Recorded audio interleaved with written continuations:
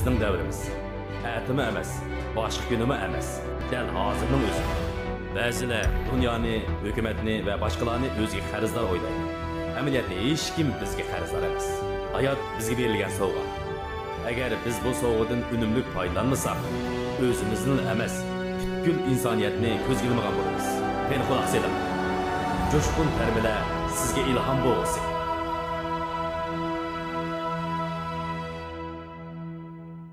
Shu samingizda bo'lsinki, bo'ytaqliq hargizmi yolg'izlikdan derak bermaydi.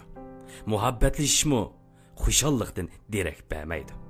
Siz boshqalarga o'zingizning bo'ytaqligingizni aytgan vaqtingizda ular sizga bo'ytaqlik xuddi bir xil bema'ni ishda qarashi mumkin. Ular shuni bilish kerakki, bo'ytaqlik bir xil holat bo'lib qolmasdan, xotirjamlik uchun texmi nazorat qilinishga uchrashdan derak berishi mumkin. Ba'zi vaqtda bo'ytaqlik o'zimizga ko'ngil bo'lishdan, yana ba'zi vaqtda bo'ytaqlik rohatlikdan, oddiylikdan derak berdi.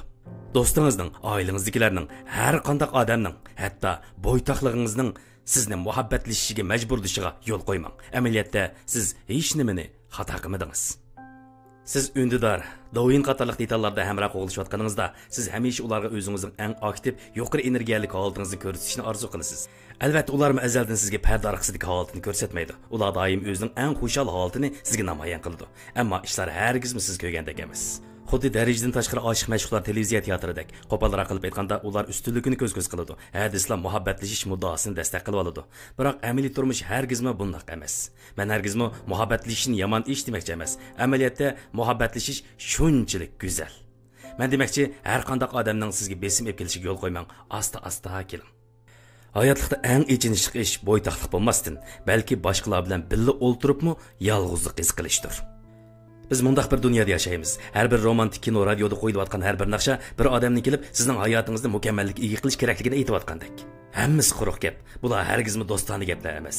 Hech kim bizni butunlik ega qilib olmaydi. Faqat o'zingizning sevginingizla bir butunlikka erisha olasiz. Har bir odam o'z taqdirini yaratishni o'ylaydi. Amaliyat shuki, peshonangizga bitilganda boshqalarning sizni xushal qilishidan kutmang. Chunki u bir xil oqibatda cho'qim sizni azobga soladigan usul. Agar siz xushal bo'lolmasangiz, bir mazgillik muhabbatlashish sizning bu xil holatingizni o'zgartirmaydi. Bu hamon oshkorlanadi. Siz o'zingizga o'zingiz xushallik berishingiz kerak. Sizga desam, bo'ytaqlik bo'lsa, sizning jalbkor bir odamga aylanadigan eng yaxshi paytingiz. Siz shundoq bo'lgandila, boshqalarni o'zingizga tortib ekilaydigan magnitga aylanasiz. Shuni sizning boshqalarni qo'g'lishingiz hojatsiz. Ular to'g'ri vaqtda o'zi sizni izlab keladi. Balki siz o'zingiz bilan o'rtaq o'sib yetiladigan, sizni o'zingiz bo'g'ilib qo'yadigan, hech nima deyishmay birga o'ltirsanglarmi, xushallik his qiladigan, sizning eng yaxshi do'stingiz bo'la oladigan birisi sizni tabiiyla o'zi izlab keladi. Bir dana shundoq aytgan ekan, muhabbatning kamligi emas, balki do'stonlikning kamligi ko'ngilsiz muhabbatni keltirib chiqaradi. Siz ashundaq do'stni topgan vaqtingizda oldi bilan siz o'zingizning do'stiga aylanasiz. Shunga bo'ytaq yashayavering. Taki siz turmushingizning qimmatini yuqori ko'taradigan, sizni qo'llaydigan, sizni gullatalaydigan birisini topqanga qadar. Undaq bo'lmaydi ekan, muhabbatlashish haqiqatan arzimaydi. Men dunyoda orzusi yo'q odam borligiga ishonmayman. Muvaffaqiyat to'g'ri nishon va orzuga ega tirishchan kishilarga mansub. Ikkilanmang, bal qo'yib o'tmang. Har qanday ishga cho'qim bir amal bor.